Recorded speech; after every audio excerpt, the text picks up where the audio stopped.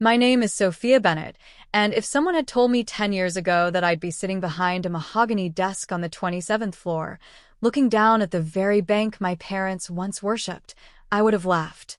Yet here I am, in my own corner office, the skyline of Chicago stretching wide beyond the glass walls. The city hums below, but up here, the air feels different, calmer, sharper. My silk blouse rests smoothly against my skin, cool from the air conditioning. The faint scent of fresh coffee lingers from the mug I barely touched during this morning's board meeting. I should feel completely at peace, but as my phone buzzes across the polished surface of my desk, a name flashes that makes my chest tighten. Mom. I let it ring once, twice. My manicured nails tap against the phone, hesitant. We haven't spoken in weeks, and the last time we did, her voice carried that same undertone of pity, as if I'd never quite measured up. But today feels different. Today, she isn't just calling me her daughter. She's calling the woman who holds the keys to their salvation. Because what they don't know yet is that I don't just work for the bank they once denied me. I own it. And the irony tastes sweeter than the coffee ever could. I was 22 when I first sat across from my parents at the oak dining table in our suburban home. My hands were clammy, clutching the neatly prepared business proposal I had worked on for weeks. My heart raced with a mixture of excitement and fear. "Dad," I began, my voice steady but soft, "I've been accepted into a small business incubator program downtown. They'll guide me through launching my own financial consultancy, but I need some startup money. Just a loan. I'll pay back, I promise." I slid the folder toward him. Colorful charts, cost breakdowns, and revenue projections peeked through. My dream, in ink. My father, Richard Bennett, didn't even look at the papers. He leaned back, crossing his arms, his jaw tight. "Sophia, this isn't realistic. You're young, naive. People fail at these things every day." I felt my cheeks burn. "But I've done the research. If you could just help me with the loan, even a fraction." My mother, Elaine, cut in with a sigh. She was stirring her tea, not meeting my eyes. "Sweetheart, you should just apply for a job at a bank. A steady paycheck, benefits, stability. This dream of yours? It's risky. We can't risk our savings on it." The sting in her words sank deep. It wasn't just the rejection. It was the way she said dream, like it was childish, silly, disposable. I swallowed hard, but my hands trembled as I pulled the folder back toward me. The silence at that table pressed heavy against my chest. The lump in my throat grew unbearable, and before I could stop it, my eyes blurred with tears. "I don't want charity," I whispered. "I just wanted a chance." They exchanged a glance, the kind parents do when they've already decided something. My father shook his head firmly. "End of discussion, Sophia. You'll thank us later." I excused myself before my voice cracked, clutching the folder to my chest as if it could shield me from the disappointment radiating off their faces. That night, alone in my tiny bedroom, I opened my grandmother's old leather journal, the one she had given me the summer before she passed. Inside, in her neat handwriting, were the words, "When the world refuses you, build your own doors. Walk through them with dignity."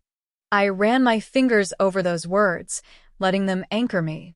If my parents wouldn't open the door for me, then I would find a way to build one myself. And in that moment, something inside me hardened. I promised myself I would never beg again. After that night, I stopped asking for permission. I packed up the proposal that my parents had dismissed so easily, tucked my grandmother's journal into my bag, and stepped into the city with more determination than sense. Chicago didn't greet me kindly. My first apartment was a shoebox above a laundromat, where the hum of dryers became my lullaby. I juggled 2 part-time jobs, waiting tables by day and answering phones in a dingy call center by night. My feet blistered in cheap flats, and more than once, I stared at my reflection in a cracked bathroom mirror, wondering if my parents had been right. But every evening, no matter how exhausted I was, I carved out hours for my dream. I taught myself financial modeling through free online courses, scribbling notes until the ink bled through my pages. I devoured books on business strategy from the public library, carrying stacks so high I could barely see over them. My grandmother's words echoed in my mind. Build your own doors.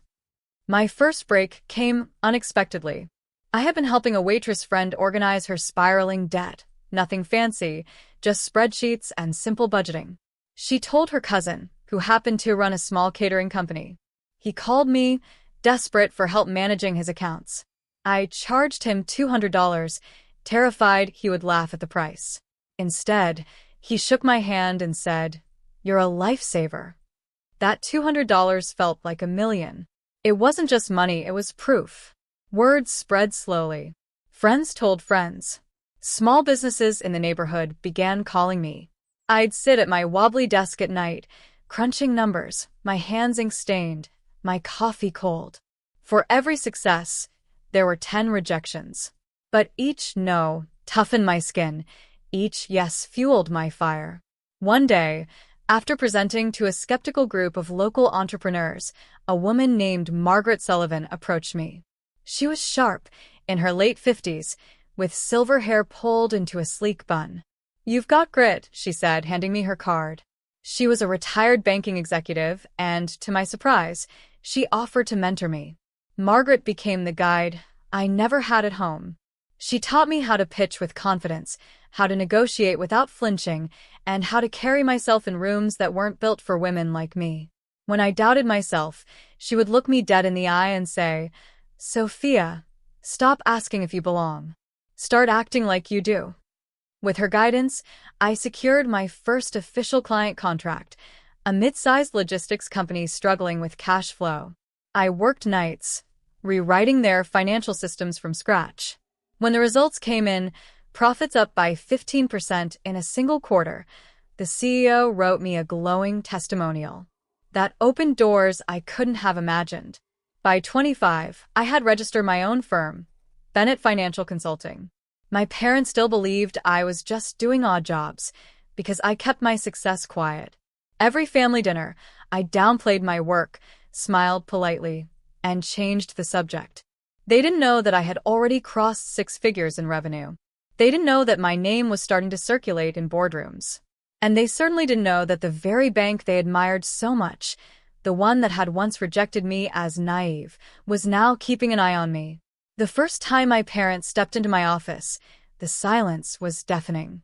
It was a Wednesday afternoon when my assistant buzzed me. "Sophia, there's a couple here to see you. Richard and Elaine Bennett." For a second, I froze. My father's full name spoken aloud in my space, my domain, sent a shiver down my spine. I smoothed the fabric of my navy blazer, steadying my breath. "Send them in." The door opened, and there they were. My father, still carrying himself with that stern dignity, though his shoulders sagged slightly with age. My mother, polished as ever, her pearl earrings catching the light, though her eyes looked tired. They stopped just inside the doorway, scanning the room. Floor-to-ceiling windows spilled golden afternoon light across polished marble floors. A massive painting hung behind my desk, abstract swirls of color Margaret had gifted me when I signed my first $1 million deal. Framed photos lined the shelves, not of family, but of milestones, my first office lease, the ribbon-cutting ceremony, the day I signed the acquisition papers. I let them look, let them take it all in. Finally, my father cleared his throat. "Sophia, this is impressive." His voice faltered on the last word. I gestured toward the leather chairs across from me. "Please, sit." They obeyed, but uneasily. My mother's hands clutched her purse in her lap, knuckles pale. My father stared at the desk, as if trying to reconcile the image of his daughter with the empire spread around her. "I suppose you're wondering why I called you here," I began, folding my hands neatly. "The truth is you called me. Or rather, you called the bank." My mother blinked. "The bank?" "Yes. Hayes National." I leaned back, watching the recognition dawn. "You reached out for a loan restructuring. Debt issues, I believe." The request landed on my desk. My father stiffened. "Wait, you're with Hayes?" A small smile curved my lips. "Not with." "I own it." The words hung in the air like a thunderclap. My mother's jaw dropped slightly, her lips parting, but no sound emerging. My father shook his head, disbelief etching lines deeper into his face. "That's impossible," he muttered. "You can't." "I can," I interrupted softly but firmly. And I did. Bennett Financial Consulting grew. We acquired firms, expanded, merged. Last year, I finalized the purchase of Hayes National, the very bank you always revered, the same one you told me I wasn't ready for. My mother's eyes glistened as she whispered, "You never told us." "Would you have listened?" I asked, my voice calm, almost gentle. "When I came to you with a dream, you dismissed me. You told me to play it safe, to be practical. You couldn't imagine me building something bigger than your expectations. So, I stopped trying to convince you." They sat in stunned silence. The ticking of the antique clock on the wall filled the void. My father finally spoke, his voice low. "Sophia, we didn't mean to hurt you. We thought we were protecting you." I leaned forward, locking eyes with him. "You didn't protect me. You limited me. And in doing so, you pushed me to prove myself, to build a life beyond your imagination." I let the weight of my words linger. Behind my composed exterior, my heart hammered, but I refused to let them see me falter. For once, they weren't the ones in control. For once, they were the ones sitting on the other side of the desk, waiting for my decision. I leaned back in my chair, letting the full weight of the office and the empire I had built settle between us. For the first time, the power dynamic had shifted. They were here not as parents dictating my life, but as people seeking help from the very daughter they once dismissed. "I want to help," I began, voice steady. "But things have to be different this time. This isn't about the bank alone. It's about growth, responsibility, and honesty. And I won't compromise on that." My father's eyebrows knit together. "What do you mean?" "I mean conditions," I said, letting each word land deliberately. "Conditions for every choice you make moving forward with me and the bank." I started with my father. "You've always valued control over connection. If you want to work here, you will commit to listening as much as directing. You'll attend leadership coaching and mentorship sessions. Your pride cannot be a barrier anymore." His jaw tightened, but he nodded slowly, understanding the seriousness in my tone. Then my mother. "Elaine, you need to accept that your opinions are not always guidance. You will take part in transparency training and leadership workshops. And you must let go of dismissing new ideas, not just mine but from anyone on your team. Emotional support isn't the same as control." They exchanged uneasy glances. I continued. "If you want involvement, it comes with humility and respect. I won't have toxic habits repeating, I won't have old prejudices dictating operations, and I won't see my name used as leverage to intimidate others." I paused, letting my words hang. I saw their faces soften slightly, shame mingled with awe. "And one more thing," I said, voice gentler now. "You will each pursue something meaningful for yourselves. Mom, pick up that painting you've neglected for years. Dad, start the book you always said you'd write. You're not here to cling to my success. You're here to grow alongside it." My grandmother's words flashed through my mind again. "Build your own doors. Walk through them with dignity." I had done that, and now I was extending the opportunity but on my terms. They nodded, quietly this time. I could see the beginnings of acceptance, the tentative willingness to change. It wasn't perfect, and it wouldn't happen overnight, but it was a start. I smiled, a mix of pride and relief. This is your chance to be different, to do better. And if you honor it, we'll thrive together. But if not, I let the thread of lost opportunity linger silently, and they understood. For the first time in years, I wasn't the one pleading. I wasn't the one asking. I was the one deciding the terms of the future. And it felt liberating. Months passed, and the transformation was subtle but undeniable. My parents, once so rigid and set in their ways, began showing glimpses of change.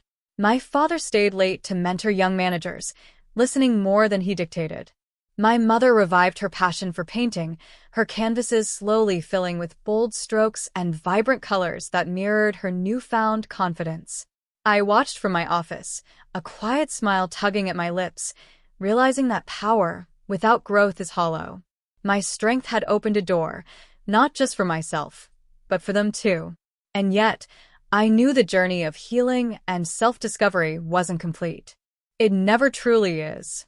Late one evening, I took Margaret's gift from years ago, a small, leather-bound notebook, and opened it on my desk. The words she had inscribed for me echoed in my mind. When the world refuses you, build your own doors. Walk through them with dignity. I traced the worn edges with my fingers, feeling the weight of every challenge I had overcome, every night I had spent doubting myself, every victory, small or large. I realized then that the woman I had become wasn't defined by the bank I owned or the wealth I amassed. It was defined by the courage to turn rejection into determination, the patience to transform pain into wisdom, and the grace to forgive, not because others deserved it, but because I deserved peace. And as I glanced out of the floor-to-ceiling windows, seeing the city lights twinkle against the darkening sky, I felt a sense of calm I hadn't known as a child. The little girl who had begged for a chance no longer existed. In her place stood a woman who had earned it all herself. I whispered softly, a mantra for myself and for anyone who had ever been underestimated. I built my doors. I walked through them, and no one can ever close them again. The phone buzzed with another call, another request for guidance from someone starting their own journey. I answered it with the same steady, confident tone I had found years ago. After all, this was no longer about proving myself. It was about helping others see the doors they too could build. And with that, I leaned back in my chair, letting the city's hum fill the room, and for the first time, I felt completely, irreversibly free.